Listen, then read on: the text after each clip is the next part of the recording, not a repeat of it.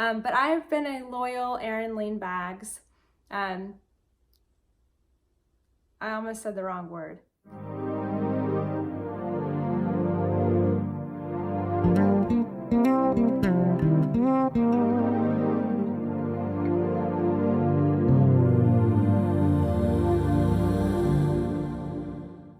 Hi everyone, my name is Natalie, also known as Knitty Natty. Welcome to the 29th episode of the Love and Stitches podcast. Today is Tuesday, August 27th, 2019, and it is a gloomy day here in Texas. Actually, it's starting to get dark out because I am doing this later than I normally would because my day has been extra annoying with a dollop of frustrating on top. But I'm so happy to be recording now. I almost thought about moving it until tomorrow, but I just, I don't know. I get a lot of joy sitting down and recording about my knitting and talking about things. It's just a lot of fun for me. So yeah, today I live in Texas and it was only like 85 was the high. So it was pretty much fall. I mean, I was cold, like really cold in the grocery store. And yeah, pretty much fall. I'm sure it'll be 100 again in like a couple days, but it was really nice, even though it was rainy, to have like more mild weather. But yeah, my day today was really frustrating. Actually, it wasn't that frustrating. It was like a lot of little things. It's one of those days where like you thought things were going okay because you were like handling all of those little things, and then like one more little thing happens and you just almost can't get it together. That's what just happened to me. So my computer at work, my work computer is on the fritz. It was being just awful last week, and luckily the IT guy, I work with him a lot because I'm also helping with like testing, which uses a lot of computers. So we have a relationship because of that. And he was like, I think we're just gonna have to get you a new computer. And I was like, I don't want a new computer. I've only had this one for 2 years and I don't want to deal with the change. And I was like, okay, fine. So I downloaded all my files onto a flash drive, and then I don't have that many files, so it fit on a flash drive. And all of a sudden my computer fixed itself. It like stopped having the issue it was having. So I didn't get the new computer. And then the next day it stops charging. And then today it wouldn't even turn on, like even plugged in. I could probably take the battery out, but I was so mad at it. And I need my computer to be portable because I'm moving around the school. Anyway, I had to borrow a sub computer even to do work today. It was so annoying. And it wasn't that annoying at the time because I'm handling it. Like it was bothersome, but I was handling it. And then I made a mistake in my shawl, which was again, not that big of a deal at a time. I fixed it. It's already back to where it was. But that was just like number 2 thing. And then I left work, and that's where things went really downhill. I was gonna try to get my car inspected so I can renew my registration, and the place was like, basically it just like uncovered some more issues, not with the car itself, just with the registration, thank goodness. But yeah, so then I was like calling my dealership that sold me the car and like all this stuff, and I'm still in the middle of that. But in the meantime, I need to go grab a couple of things from Kroger for dinner, and also some cookie dough because we are having a tailgate on the weekend. And I'm in Kroger, and I don't shop at Kroger very much anymore because we have a really cool new grocery store, and they've moved the refrigerated cookie dough. What? Why would you do that to me? They have moved it from a corner where it's like, ta-da, you're walking to the milk, you see the cookies, you want the cookies. They've moved it to like a middle aisle next to organic stuff. Anyway, it took me like 5 minutes to find it, which doesn't seem like a big deal, but I was reeling about the car stuff. I got like 3 tubs of cookie dough, so it's all gonna be great. And and then my debit card. The chip reader wouldn't read my debit card, even though I knew better because it did that last week, but then it worked for like 20 other transactions at different stores. But anyway, yeah, that's the kind of day. I usually don't talk about life stuff in the beginning, but I needed to get that off my chest so that now I can talk peacefully about knitting. Thank you for listening to me rant if you're still here. So let's dive into knitting and crochet. Actually, don't have any crochet this week. I've been on a knitting kick, knitting designs and knitting projects. So I don't have any finished objects this week. So let's just go into whips. So I have been working on my socks. Not very much. They have not been my travel project. This is my By the Bay Yarn Company Harry Potter House Crest bag, and we are actually with one of my reading groups reading. We just started the first Harry Potter book today, and I'm really excited. It's a group where they don't actually have to worry about reading because it's a dyslexic group, and so I am getting to just read to them, which is so much fun. Like, I just get to read and they just get to enjoy and be kids, and I wish I could do that with all of my groups, because instilling that love of reading is what's like, I don't know, that's what you need, right? Then you keep wanting to read more. But I have it in a Harry Potter bag because I have a Harry Potter color of yarn. Where's the tag? Okay, here we go. This is Lolo Did It Everyday Sock in the colorway Polyjuice Potion. And it really is such a fun color, so many brights in there, and then I have a bright neon green heel. That's where I was last week with my super adorable jack-o'-lantern, or not jack-o'-lantern, little candy bucket from Simply Serving. So actually haven't worked on it except for in the morning when I've been on my morning duty. So this is only 4 days worth of morning duty time, so 2 hours, 30 minutes kind of distracted. Which has been, I think, a lot of progress for just working on it then. Actually, did I work on it during a meeting? Maybe I worked on it one other time, but I feel like that's pretty good progress for just getting to work on it a little bit. And somebody last week on the comments, they asked me, how am I able to knit during my morning duty at school? And so I'm going to talk about that in just a little bit in my Ask Me section, but I am going to show you how I work on my socks in the morning at school. Okay, my other project, my only other whip, is my shawl design, and I have made a lot of progress on this one. So I was right there with the chocolate frog. That is also from Simply Serving, one of my favorites. I was down there last week and I have done all of this. So I am super pleased and can't wait to keep moving along on it this week. And I have joined in my second color, and it's really, really similar to the first color. So my first color here is this pink with neons in it, and my second color here is more of just a neutral color with pops of green and blue. So they're really, really similar. So this shawl is a design. It has not come out yet. It will come out on September 13th. But I just want to show you, those are my two colors together. This is actually the wrong side. You can just barely make out, and I don't even know if you can on camera, but in person you can just barely make out the color changes. But this is actually the right side where the colors blend together a little bit more, and I don't think you can see it at all. In person, it just looks like it goes from pink to a lighter shade altogether. It's really, really cool.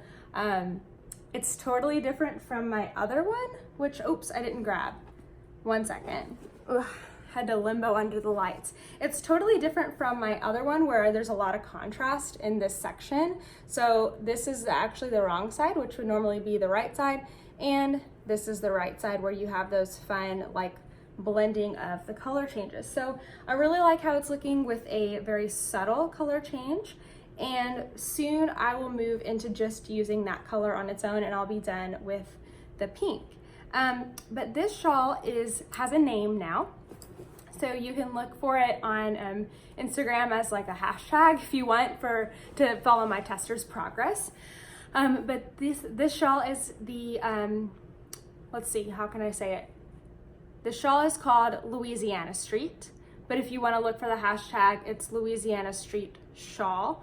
And this shawl is for Knitty Natty, and they're a yarn shop here in North Texas, and they're like an hour, actually exactly an hour away from me, and I go to them probably once a month. I just love it.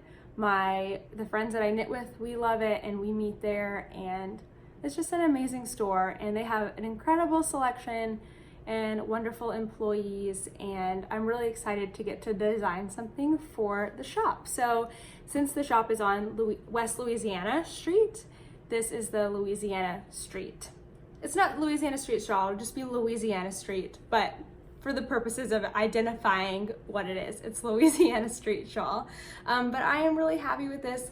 I am very much looking forward to doing some easy garter stitch here after I am done recording and cooking dinner to wind down for the night. So that's what I've been putting all of my focus and attention on. Oh, I wanted to say, I love that this color that I'm joining in now actually has blue and green, has blue in it, because this one has like yellows and pinks, kind of black and orange and stuff, but this new color that I'm joining in has blue, and I'm so excited to see that blue start to like pop up in there, and I can't wait to see what it looks like on its own. It's just so pretty. I'm just loving that, the neutral colors. Oh, that yarn, oh my gosh. This is Long Dog yarn. Here's her cute label. The pink is First Blush, and the neutral is Wild Child. And the green, I have a mini skein as well. This green is called Evergreen. So those are the three colors that I'm using. You can use either two full skeins, like 2 colors, or you can also add in a mini for another contrasting color if you would like. So again, that's not out yet. It will be out, I believe September 13th is the date that we have decided on, but I will give you more information as we get closer. It's only about 2 weeks away, but I will definitely give you more info closer to time.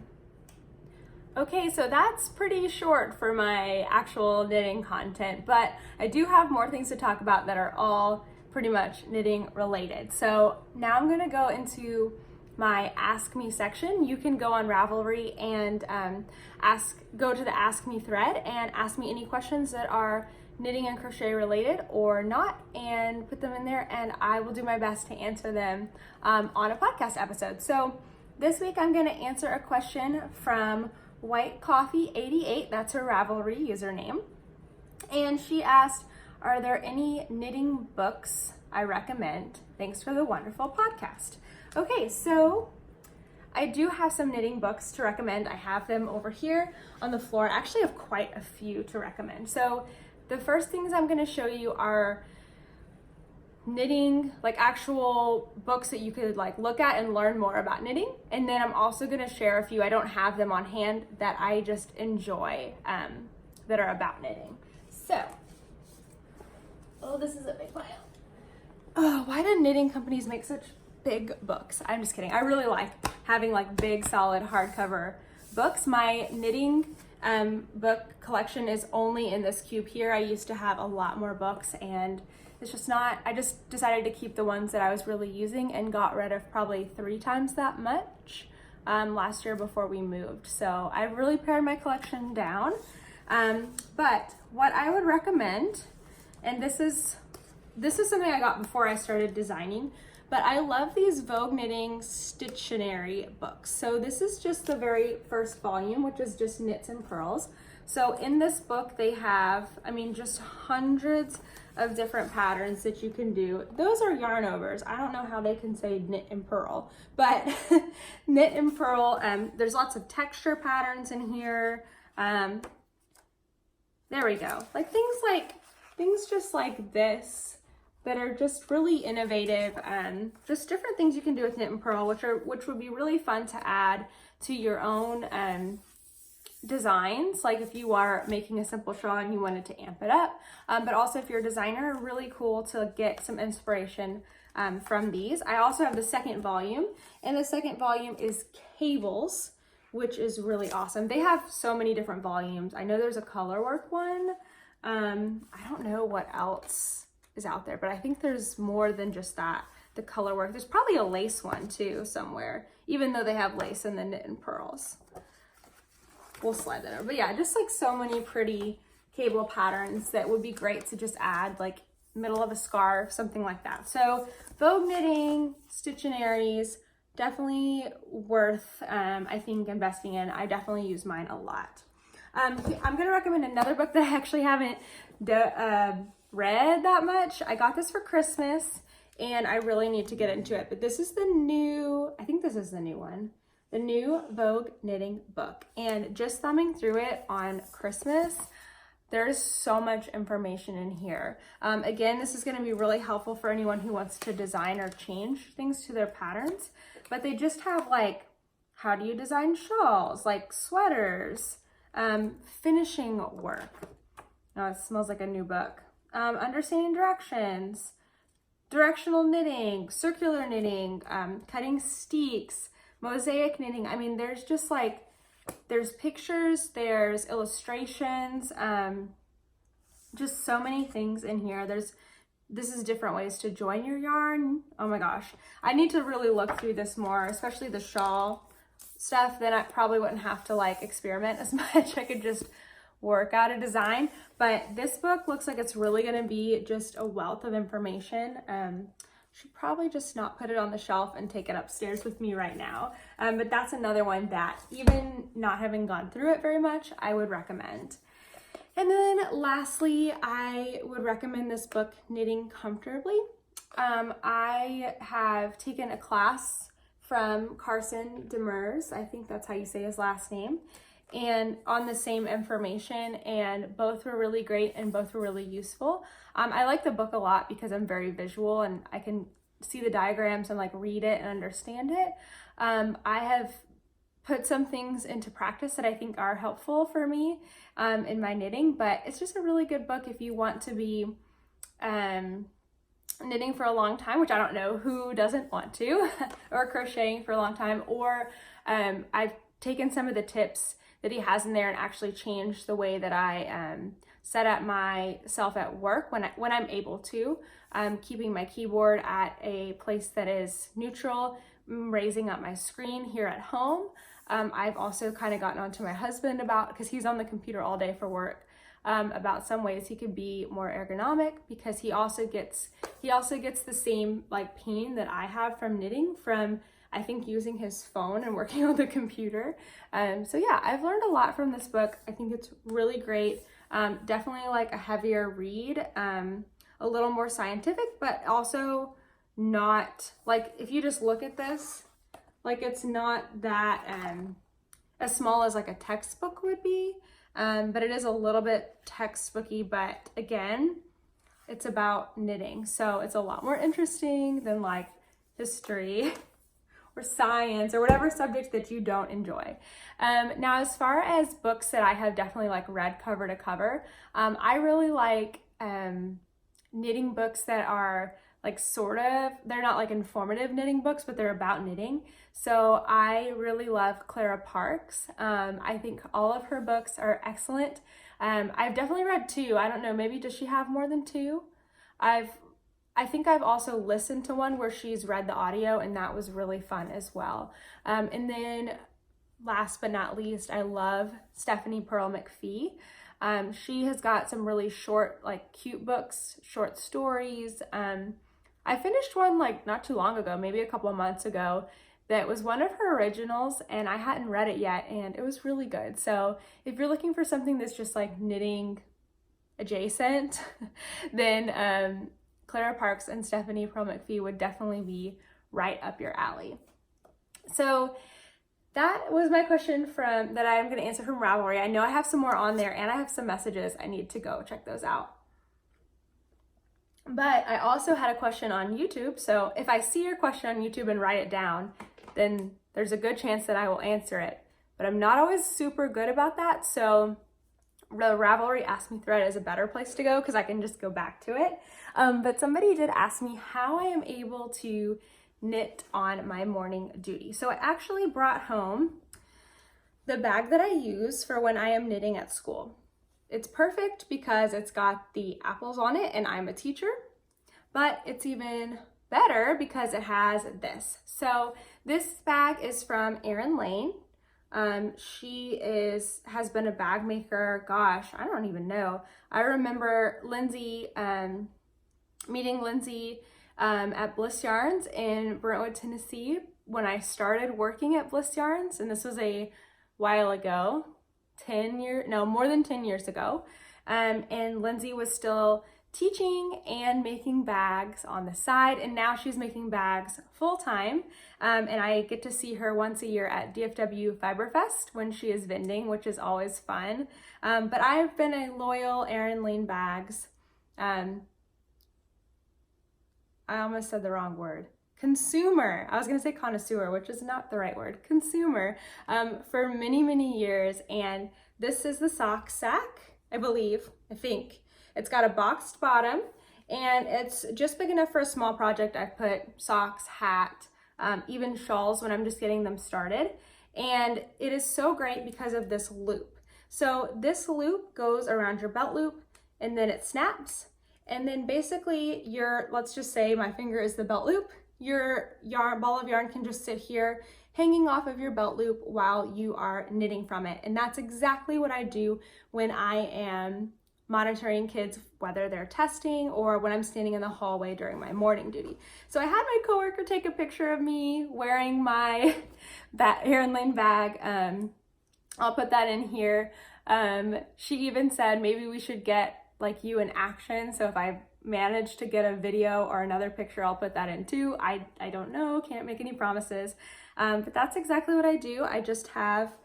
This is the sock that I'm working on, so I just put the ball of yarn into here. I sometimes cinch it up or sometimes just leave it open, because sometimes I'm like throwing the sock in there because I need to like walk off to do something else. And then I'm able to just have both hands free to do my knitting. I do not like the kind of bag where you have to put it on your arm. I just find that uncomfortable and like swings, it gets in the way. So I really like to be able to put this on my belt loop. On the days that I wear dresses, I'm always like, why did I do that? Now I can't use my Erin Lane bag and I have to put this on my arm. And I don't like that. But yeah, that's exactly how I knit when I'm at school.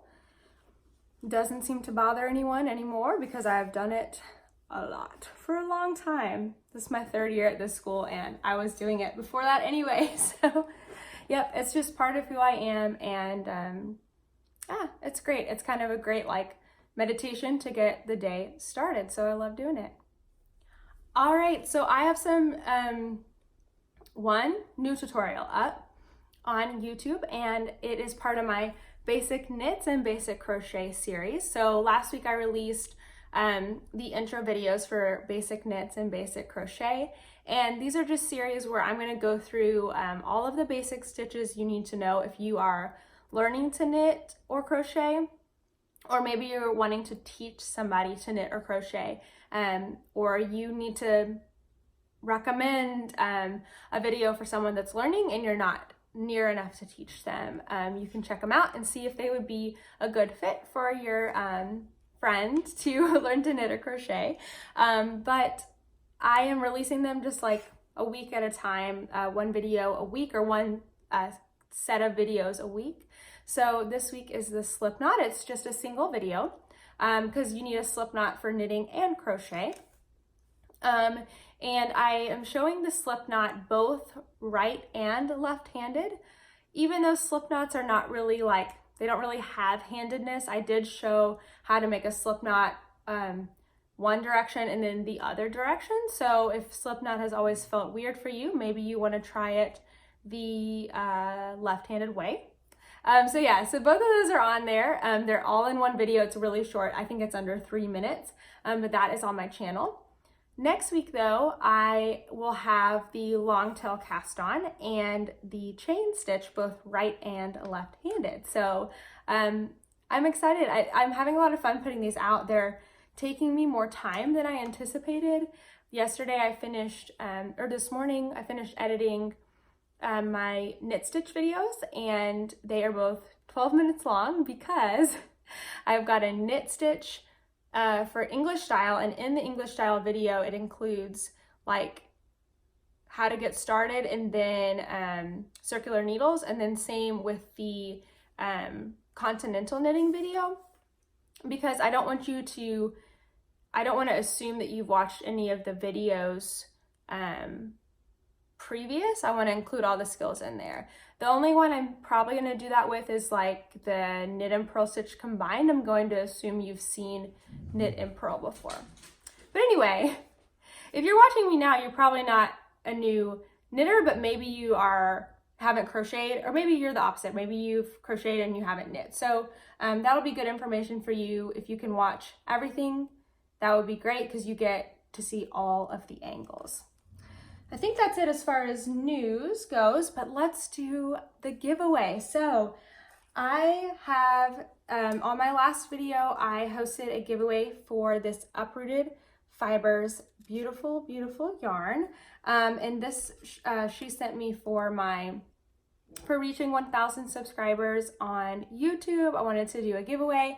And so Uprooted Fibers sent these beautiful yarns. So I have randomly picked a winner. I think we had over 100 comments. We actually had over 200 comments, but half of them were me replying to you guys, so I did not count those. And the winner of those two beautiful skeins is Sydney Overman. And Sydney, actually, I clicked on her name on YouTube, and she actually has a podcast herself. And her podcast is called Oddment and Tweak. And I watched like a couple, like 30 seconds of it just before I started recording. And it is really, really cute. Again, I think it's a mostly knitting podcast, but it does look like she crochets as well, knitting and crochet.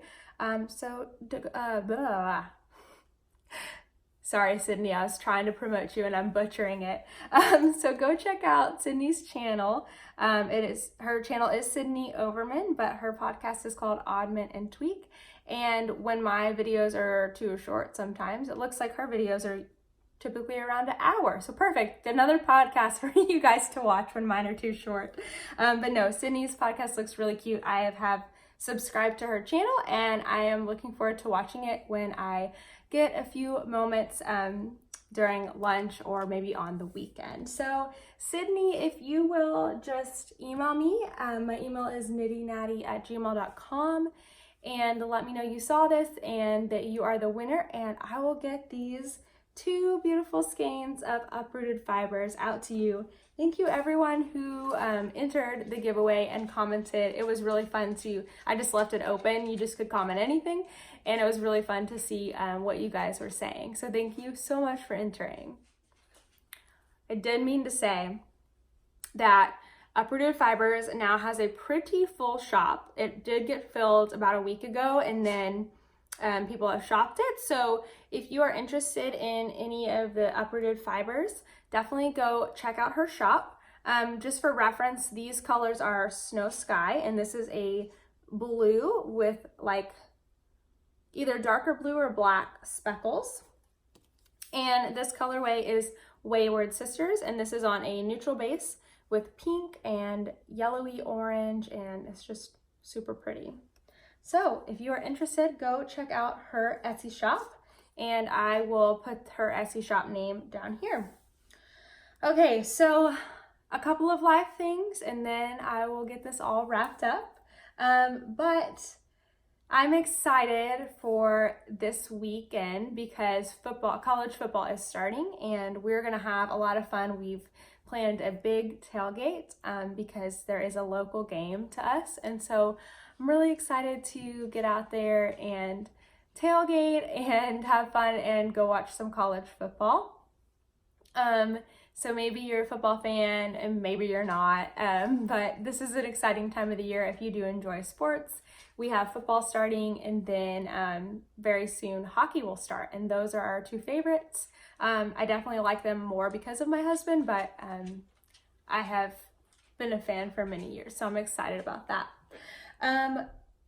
Update on work pants. I asked you guys last week if you had any recommendations for where I can find pants that would fit better, that fit my body, that is very, I guess it's pear maybe, or A-line. Not really sure the right words, but I am smaller at the top, and a little smaller, I guess, in the waist than I am in the hips. And so I'm having a hard time finding pants that are comfortable, but not too big, and then look decent, but aren't too tight. So the winning, like most mentioned pants seem to be Ann Taylor Loft. Loft has a curvy fit. A lot of you suggested getting a curvy fit, which I don't know why I never thought of. I used to buy curvy fit pants, and like when I had my first sort of professional job at a hospital, and I don't know why I didn't think about that. So I'm really glad I asked you, because now you've put that in my head and I'm like, oh yeah, I can go get curvy fit, duh. So I'm definitely gonna be checking out Ann Taylor Loft. I have one close to me, and I'm gonna be going there very soon. I'm excited to do that. I returned all the pants that didn't fit to Target. I think they're just the wrong cut for me. They were nice pants, but I just mentally too much going on. I was like, I'll just return them for now and commence shopping again later. Some other people suggested getting my pants tailored, which at first I thought might be too expensive to do to like a pair of Target pants. But a lot of you said it's actually not as expensive as it seems. And then it's really worth having a pair of pants that you're not fighting with all day. So I am going to take those suggestions and go shopping here very soon. Thank you so much for offering up your advice on that. I have started a project, not a fun project. I've started going through photos. So I have so many photos on my phone. Most of them are of knit and crochet projects, and I have so many videos, and I like very quickly reached the max storage on my phone when I first started recording podcasts, and so I have been offloading videos and photos to Google Photos for over a year now. However, I have not deleted anything. And so even though you have like, it says unlimited storage for high quality and then like a limited amount of storage for original quality, which I'm guessing is higher than high quality. But I am somehow 95% full. I don't know how, but I need to start organizing my photos. So I have two goals. I wanted to create like a system for when I take a photo, where it goes and how I like, where it goes, first of all, so I have space on my phone, and then also how to organize it. So I just wanted a system for that. So I think this is what I'm gonna do. So if you have a lot of photos of your knitting or photos of your family and your phone, you have to like delete apps because you have too many photos on your phone, this might be a start for you. This is what I'm gonna do. So I like Google Photos because I can either just hit the button for it to back up everything on my phone, and then it tells me which ones are backed up and I can delete off my phone. Or I can turn that automatic backup off and just select things that I want to offload to Google Photos. So what I'm gonna do starting now, I'm not gonna worry so much about what's already on there. I'll have to slowly start going through, because that's where I started. I wanted to like not just start a new system for everything I take, all the photos I take from now on. I wanted it all to match, which is my problem, right? Because that's way too big of a task right now to go through all of my past photos. So I got overwhelmed. So I decided I'm just gonna start the system now, make sure it works, and then I can slowly go back and clear through all the clutter that has happened over the last year or more. So this is what I'm gonna do, this is my plan. So Google Photos is free, it's an app on your phone. I actually have multiple Gmail or Google accounts because I have a personal one and I have an old one before I got married, and I have one for Knitty Natty stuff. So I can actually use these accounts to my advantage. I can switch between them really easily in the Google Photos app. So my plan is I'm gonna have one account that I use just to offload video tutorials, and that's just gonna be offloaded at the high quality resolution. Hopefully nothing will ever happen in the not too distant future with my videos on YouTube, but should it ever happen, I will have some videos to replace those ones. So that's all, only videos are gonna go to one account. Then to one of my other Gmail accounts, I'm going to offload my photos and do it at the original quality so that I can maintain that quality. Because what would happen is I would say, oh, last year I was doing this project. Let me go find a photo for that and post it today. And I would download it and the resolution would be lower, and then I would offload it again and it would get lowered again. And it's just a process. So I want to keep that original quality as much as I can. So one of my Gmail accounts will just be for photos. Caveat: before I sync my photos to Google Photos, I will delete duplicates and bad photos. I'm so bad at that. I'll have 20 photos of one thing and pick the one to post, and maybe 2 others are like decent, but I just offload all of them instead of going through and deleting the ones that I don't need. So that's my new promise to myself, that I am going to be better about deleting photos before I offload them, and also have one place for videos, one place for photos, and even within Google Photos, you can make albums. So as I start a new project, for example, my shawl here is going to have its own album when I offload those photos, whether it's of the yarn, the whip, or the finished object. It's all gonna go into one photo with that, or one album with that name of the shawl. So hopefully I can maintain that for a little while, and then I will slowly go back and fix everything else. It's a lot. I have a lot of photos on there. But that's pretty much all that I've been working on and doing this week. Thank you guys so much for watching, and I hope you have a good one. Bye.